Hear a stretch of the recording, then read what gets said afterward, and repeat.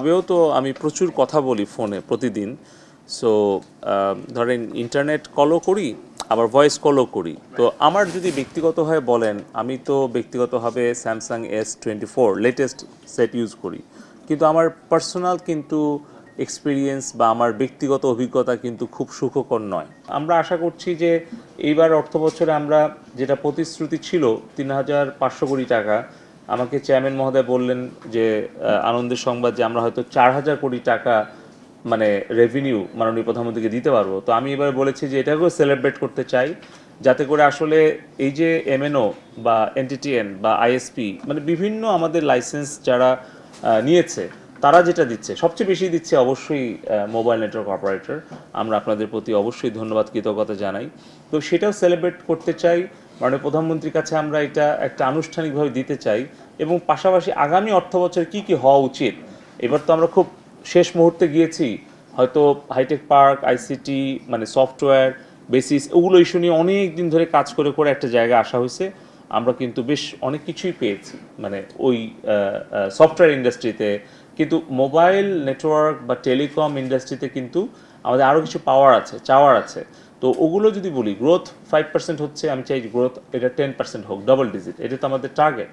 আবার হ্যাঁ, আপনি যে বলছেন ট্যাক্স বা অন্য জায়গাতে, সেটাকে কীভাবে স্মার্টলি হ্যান্ডেল করা যায় এবং এই চেঞ্জ ম্যানেজমেন্ট, এটাও আমরা একসাথে করতে চাই। এই টেবিলের এক পাশে সরকার, আরেক পাশে প্রাইভেট সেক্টর, এইভাবে না, যে একটা চেঞ্জ ম্যানেজমেন্ট কিন্তু একটা এসওপি থাকা উচিত আমাদের। একটা কিভাবে আমরা 26-এর পরে আমরা ফেস করব।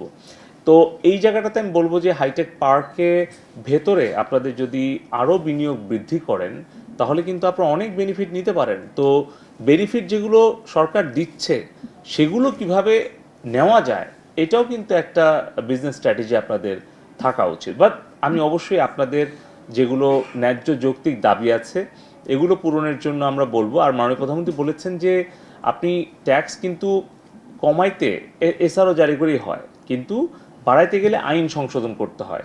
যে কারণে সরকার একটা স্ট্র্যাটেজি যে যখন কোনো কিছু ইম্পোজ করা হয়, তাহলে ওইটা থাকলে বাজেটের পরেও কিন্তু শুধু একটা এসআরও জারি করে যে কোনো কিছু কমানো সম্ভব, কিন্তু কোনো কিছু বাড়াতে গেলে আইন সংশোধন করতে হয়, পার্লামেন্টে যেতে হয়।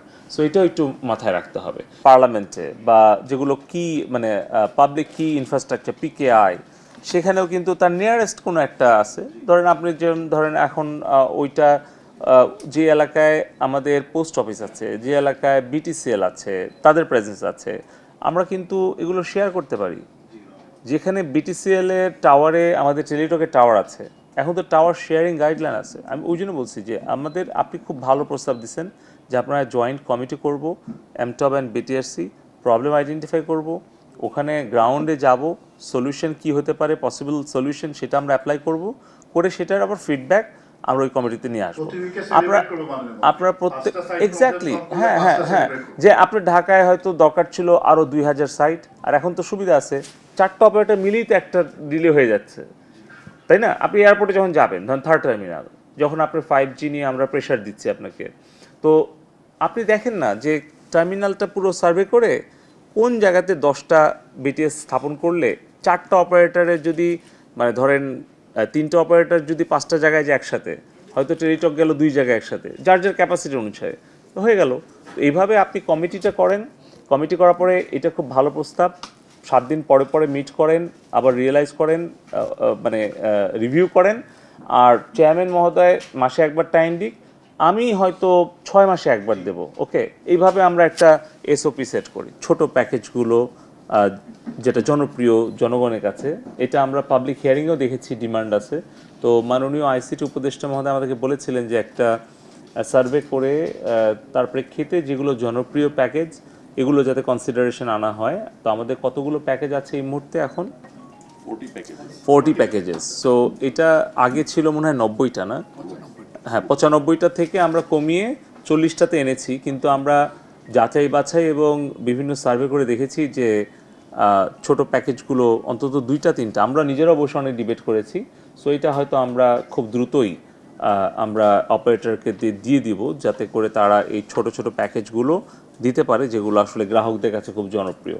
সো আপনি যেহেতু বললেন শহর গ্রাম এবং মানে আসলে লো ইনকাম ইউজার, তো তো তারা কিন্তু আমাদের টার্গেট। সো আমরা কিন্তু চাচ্ছি, এখন তো ইউনিভার্সিটি ক্যাম্পাসে অ্যাডমিনিস্ট্রেটিভ বিল্ডিং, এবং বলছি একটা ইউনিভার্সিটি ক্যাম্পাসের স্ট্র্যাটেজিক লোকেশন দেখেন যে কোন হলে বা কোন অ্যাডমিনিস্ট্রেটিভ বিল্ডিংয়ে দিলে আপনি লেখেন, আমি ভিসি স্যারের সাথে কথা বলে দিয়ে দেবো, তো অসুবিধা নাই তো। তো এটা টেলিটকের জন্য কেন, এটা যদি জিপি, রবি, বাংলা লিঙ্ক তারাও আসে আমাদের কাছে, ই.কো বা সামিট টাওয়ার, আমরা একই করব কেন? কারণ আমাদের টার্গেটটা হচ্ছে দেশের নাগরিককে সেবা দেওয়া। আমরা তো আপনাদেরকে সাপোর্ট দিচ্ছি, আপনাদের সাপোর্ট দেওয়ার কারণটা হচ্ছে যে আমাদের আলটিমেট টার্গেট হচ্ছে, end goal is to provide quality service to the citizens.